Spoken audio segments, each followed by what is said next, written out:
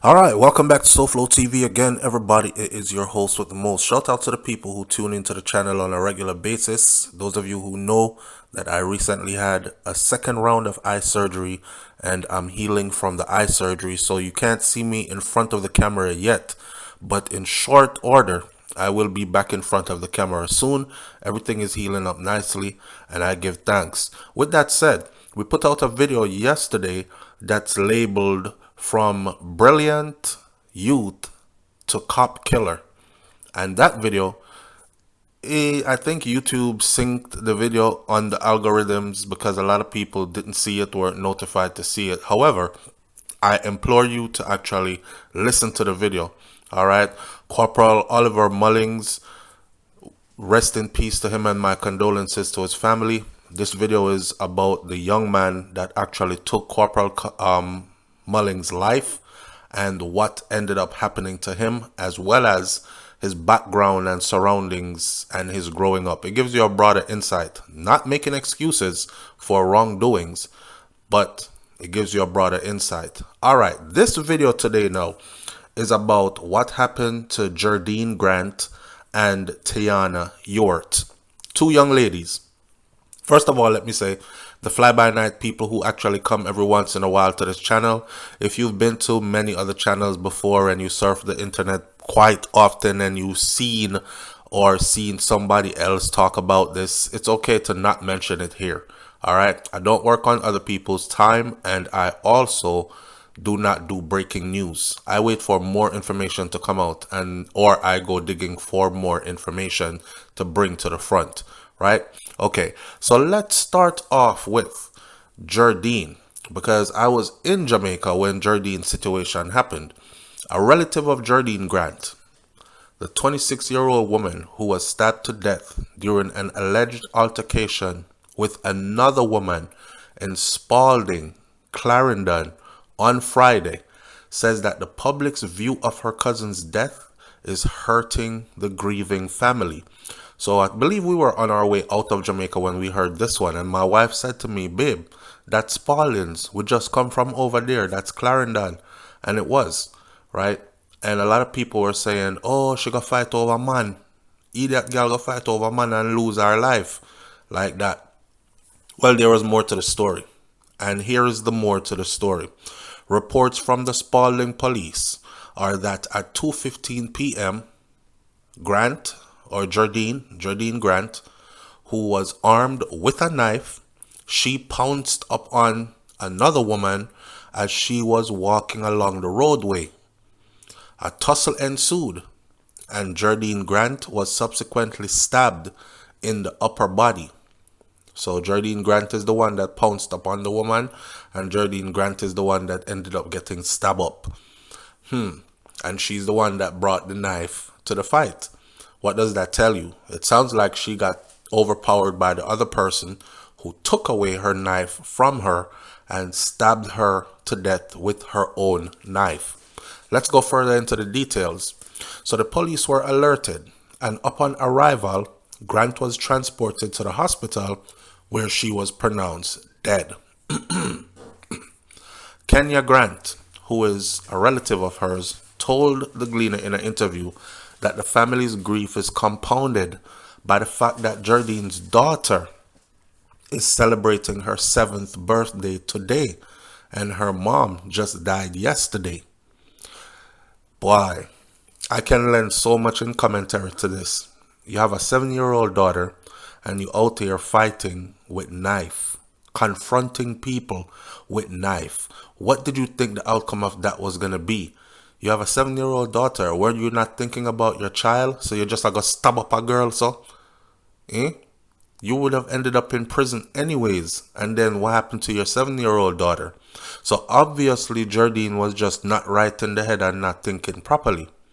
Kenya Grant, who is Jardine Grant's family member, also said that the celebratory mood in the family has also been dampened despite her herself, Kenya Grant, getting married last night. So Kenya herself recently got married. If you notice, they share the same last name. They're from the same area. They're a close-knit family. She got married last night, and they can't even celebrate the fact that she's a newlywed because her cousin just got killed. According to Kenya, the dispute which claimed the life of her cousin Jerdene stemmed from a love triangle. But hear how the love triangle goes. She said, however, that the man that is at the center of the dispute is the boyfriend of Jerdene's friend, not the boyfriend of Jerdene. Yes, it's over man. This is her. She says, yes, it's over man. But it's not Jerdene's man. Jerdene got pulled in it like a bait. She's a relative. But it's so dumb. It's one of the dumbest ways to die. This not have nothing to do with her. She lost her life because of this. This had nothing to do with her. In other words, then, she take up friend problem on her own head. Said Kenya, adding that her cousin had followed bad company. Remember our granny used to tell us, be careful of your friend them, because them will carry you go some place and part where you will have to find your way back, and most time you can't find your way back. Friend will carry you go lost you. Right? Alright, this is one of the situations right here. It's not Jerdene's battle. She's not fighting over a man for herself. Jardine Grant is friends with another female who is at war with the suspect, the girl who Jerdene pounced upon that overpowered Jerdene and took the knife and stabbed up Jerdene. Jerdene's friend is at war with her over man. Jerdene is just a third party in the fight. On Thursday, the person who killed Jardine Grant beat up Jerdene's friend. So what the friend did was bring Jerdene into it the next day, which was yesterday, Friday. Jerdene is wrong. She shouldn't have gone to that place, but she got pulled into the fight. So our friend couldn't beat the girl. She beat up the girl. The girl get beat up. Is a bad girl, this, you know. Because the friend try fight her first and get beat up. And then the friend went for Jerdene, and Jerdene said, if she beat you up, she not beat me up, because me I go with one knife. Jerdene went with a knife, and the same girl overpowered Jerdene, took the knife from Jerdene, and Jerdene ended up losing her life. Wow. This is such a sad story, and such a senseless way to lose your life. Kenya has also challenged the police report that Jerdene was armed with a knife. She alleges that Jerdene's friend had called the suspect, indicating that they were at her home for revenge. So Jerdene's friend bring Jerdene and call out the girl and say, me come at your yard for revenge. Jerdene never had a knife. The suspect was the one that had the knife. This is according to her family member now. Her family member is disputing. Her family member is saying that it's not her man she went to go fight for. She went to go defend her friend thing. Her friend get beat up yesterday. So she come back today now for revenge, and she bring a friend with her. So Jerdene was the friend that she brought with her that was supposed to help her. She didn't, but Jerdene didn't go with no knife. So I'm saying Jerdene must not have been thinking right, because she have a 6-year-old, 7-year-old. Why are you attacking people with a knife? That can only end bad one way or another, right? But her cousin is saying, in actuality, I'm challenging that police report, because Jerdene did not have a knife. She never had a knife. The suspect had a knife, because two girls come to fight her. So she makes sure that she arm up herself with a knife, and she said, come, bring it. The suspect allegedly purchased a knife because Jerdene's friend called her and told her that they were at her home. They actually waited at the suspect's home for her. So she, the suspect, she left work early to go home, because she did well want to meet them at her home. Kenya says that despite the grief As the family grapples with the news of her cousin's tragic and untimely death, Jardine is also culpable of blame in this defense. Yes, and she is. Because she could have go find something constructive to do with herself. You know, them said devil find work for idle hand. Me no have no friend that can draw me go over nobody yard. And then we're standing there waiting at this person yard and we're calling them and they are at work. Telling them that me they are your yard. Me a wait pan you. Cause we are gonna freak you up, see? That's crazy. So the cousin says, yeah, she accepts the fact that Jerdene was a part of that. And she have to hold that guilt. She's already dead. But I would give her 2 slaps. To be very honest, I don't even blame the suspect. She could have taken a different approach, yes. But Jerdene's friend pulled Jerdene into this. And the friend aggravated the situation, so I have to be fair.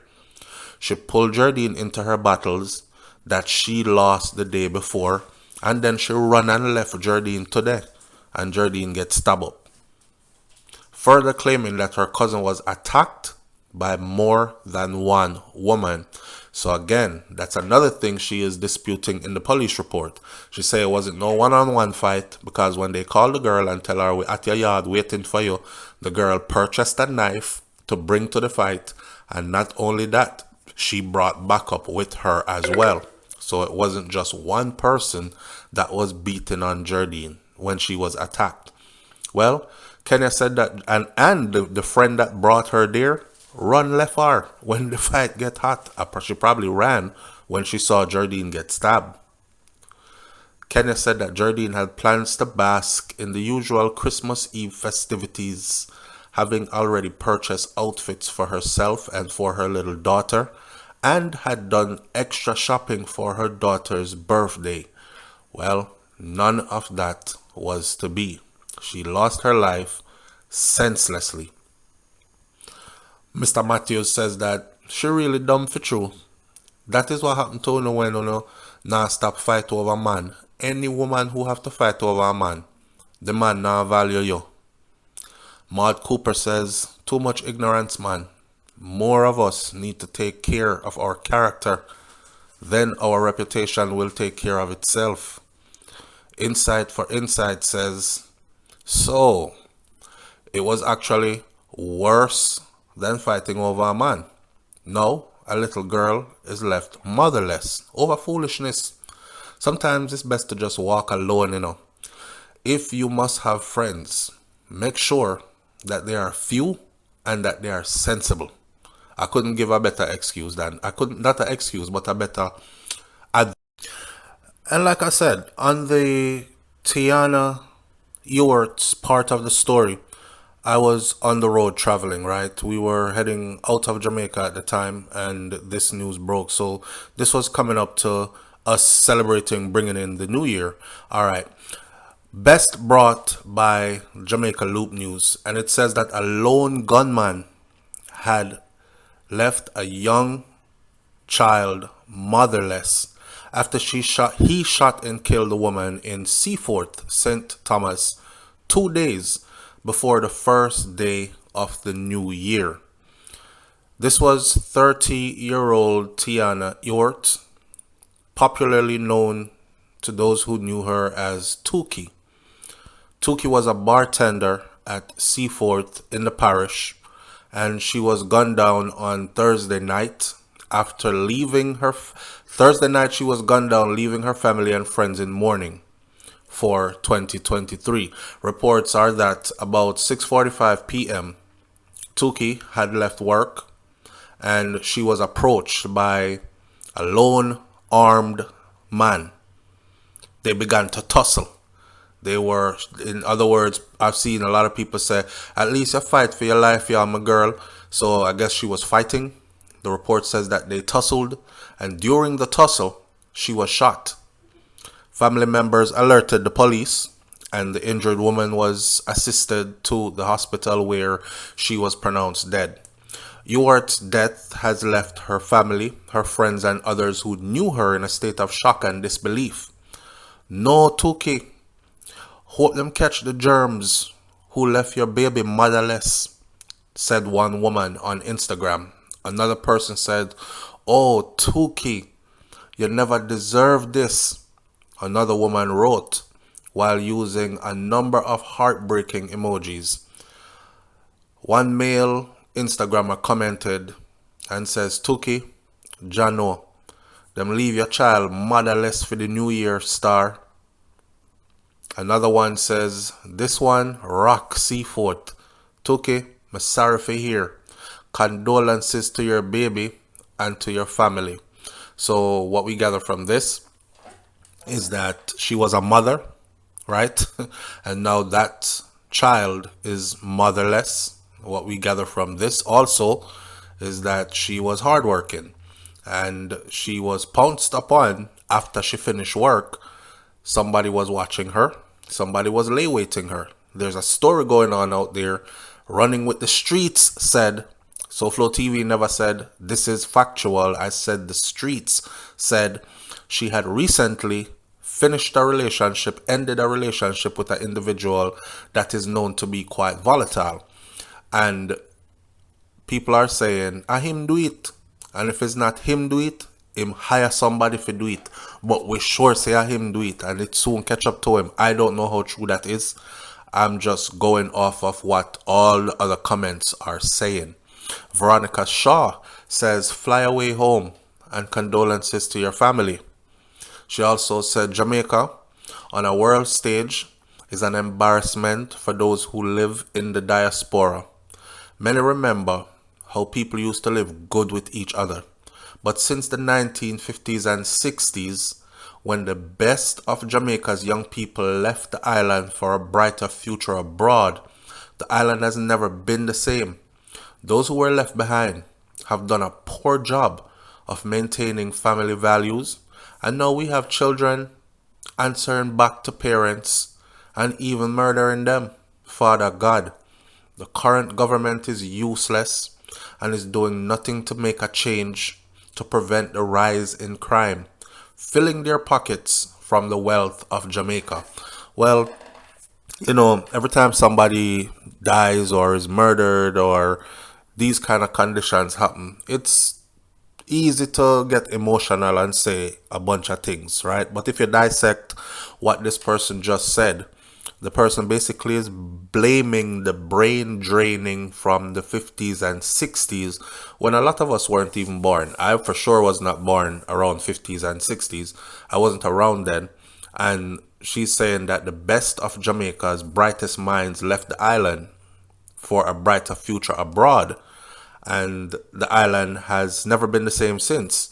Because since that large brain drain, where people fled to UK mostly, and then Canada and the US, they left a different species kind of people in Jamaica. She says Jamaica on a world stage is an embarrassment for those who live in the diaspora.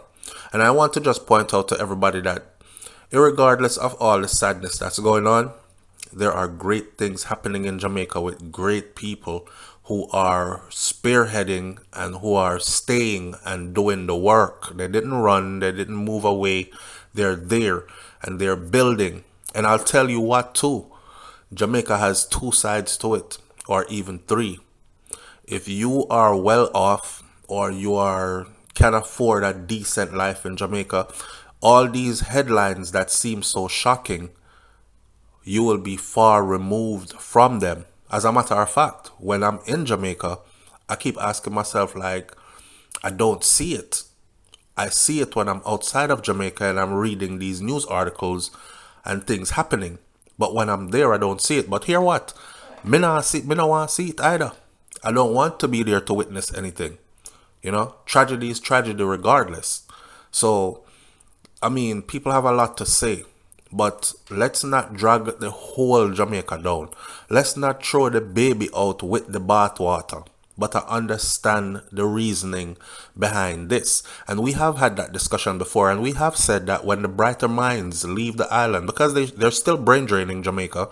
So when the brighter minds leave the island, it's like having a class full of children. If you take out all the bright children out that classroom and put them in another class, class B is going to advance. And then you're left with the children who are behind academically, challenged in some way intellectually, and everybody in that class that is academically behind and are challenged in some way.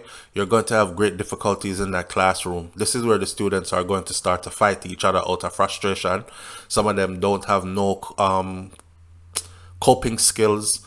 They don't have the ability, to regulate their own emotions. All this kind of stuff are gonna happen in that classroom. So if you take that model and apply it to Jamaica as a country, then that's exactly what you're gonna see. And you will continue to see that. We're not saying a beer dunce people left at Jamaica. That's not what we're saying. We're saying, though, that when you brain drain over a long, lengthy period of time, we're talking decades of brain draining, decades of people running away, brighter minds trying to find better opportunities abroad for a better life. And who don't want a better life for themselves? You can't blame people, right? So yeah, at the end of the day, it does boil down to somewhat to politicians as well, who have been making their pockets fat over the years instead of building certain things and putting certain things in place for these young bright minds to be able to expand. Full up of education and no owner payroll. Buju Banton spoke about that long ago in a song. Alright, who can afford to run will run, but what about those who can't? They will have to stay. Veronica Shaw says, what the hell is wrong with these people who have to use the gun? They are cowards and they think that they are above the law. How dare this devil take this young woman's life? His place in hell is reserved. And Michael Hunter said, poor baby, lose her mother. When is the senseless killing going to stop, Security Minister? You guys know the solution to start back hanging criminals. The first set you hang, trust me, will make a difference. May God be with the family at this time, and may her soul rest in peace. Let's finish out this video by saying this. A lot of people have been calling for hanging to be reinstated in Jamaica. Broke neck. Because, funny enough, a lot of these people who commit these murders, when it's their time, they are afraid to be killed at the hands of someone else.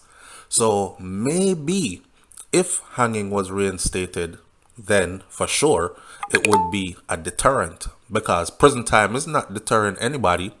They're still doing it. See, at the end of the day, this is the thing. I am afraid to co-sign off on that bringing hanging back thing, because there's corruption that runs too deeply.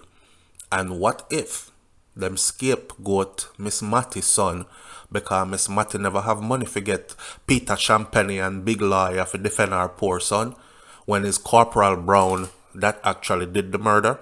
But since the public wants blood, let's grab Juju, cause him a Miss Matty's son, and frame him up and say him do it and send him to the gallows. And then we start hanging innocent citizens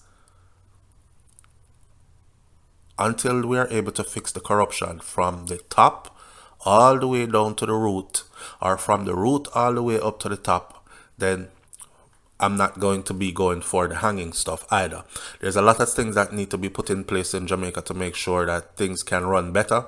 We've talked about that before, and we'll talk about those more as time goes by on other videos. So Tiana Ewart, sad ending to a beautiful young lady and a beautiful line, a short life. And the saddest part about it is that she now has left behind a child, another child who is motherless. And I hope, coming I hear no talk about her father being around. So if daddy is not around because she had a child for one of these guys who run off and left their responsibility, then you can pretty much say that that child is on their own, right? Family and relatives will have to go take up that child and raise that child. And you know nobody now gonna love that child like how mommy love her. So you know what the end result of all that will be. A whole nother cycle of hurt individuals who will probably grow up to hurt individuals and all that kind of stuff. The cycle continues. We will stay close to the Tiana Ewart story because that one little narrative about the relationship that she ended, and people are saying if it's not him do it, if somebody make do it, I want to see JCF dig deeper into that and see what comes out of that. We're going to leave it right there, so have a wonderful day, people. Manners and respect to each and every one of you, and I'll catch you on another video later. God bless. Peace. Alright, so listen, we're selling membership to the channel, okay? Membership to the channel, my friend, is very different from just being a regular subscriber. Membership to the channel means that you have the special privilege of being in the chat room live every morning when we go live Monday to Friday for our morning thoughts show, and we talk up the things them. You notice sometimes we have 5, 6, 7, 8, 900, 1,000 people on the live, but only a selected few are in the chat room with their names showing up in green. It's because they have their membership. It's $9.99 a month. You can set that and just forget it and let it auto pay every month. See, we're looking to increase the membership to the channel, and I told you at the beginning of the summer that if we had over 1,000 members, we would give away $1,000 every month for the rest of the year. We didn't get anywhere near that, but we're not going to stop.